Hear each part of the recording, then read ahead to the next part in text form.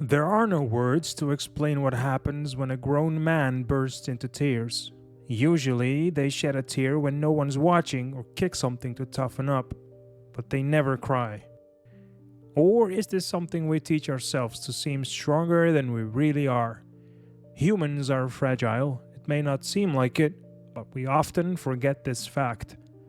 Yet, there is something you cannot see, hold, smell, or hear that can break even the world's strongest man. It captivates, molds, forms, and changes the mind. It's called emotions. They can break or make you into who you are.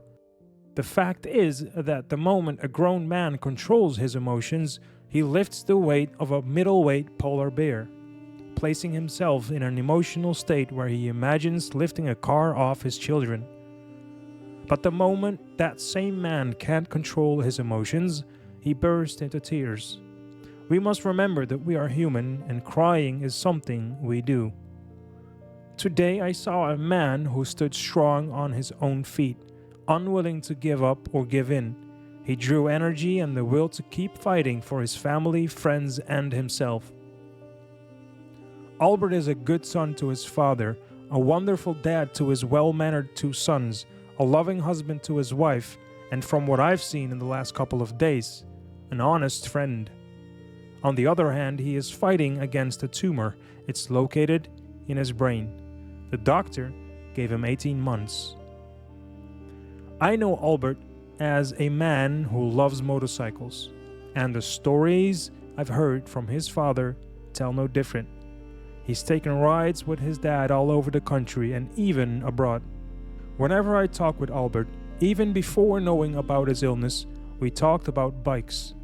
Today, that didn't change. Sharing a love for bikes can bond people in a way that only a few things can.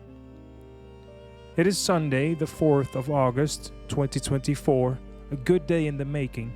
At this moment, every living thing on this planet is fulfilling its purpose. Today, our purpose was to make this man the center of the world. Bikers from all over the north gathered in front of him to show that he is not alone. I am a small piece in this puzzle. My purpose today was to ride Albert's bike and to have Albert's youngest son riding with me. I cannot emphasize the amount of honor I felt when Albert asked me to ride his bike, or when Mike, his youngest, stepped up, or after I started that engine. This is the second time with riding such a purpose, but because I've known this family for many years, it hit closer to home than I expected. I had the privilege of riding this bike almost 2 years ago, not knowing that I would ride it again, this time under different circumstances. Albert has been planning to sell this bike for a while now, even before he received the news. In his words, I'm getting older and want to switch to something more relaxed. I want to ride with my family. They deserve a nice ride along as well. There were multiple people interested in this bike, so Albert mentally prepared himself for the sale. This would be the last time his bike would be ridden under his name.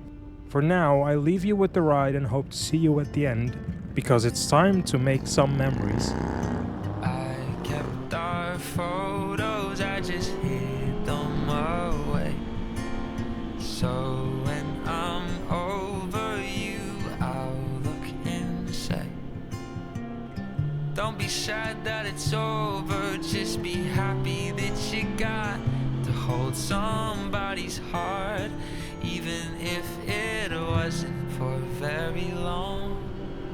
I keep our memories in the back of my mind, so as I age I'll remember the time when we didn't look too far in front of our own eyes, 'cause being young was something our parents told us would fly by.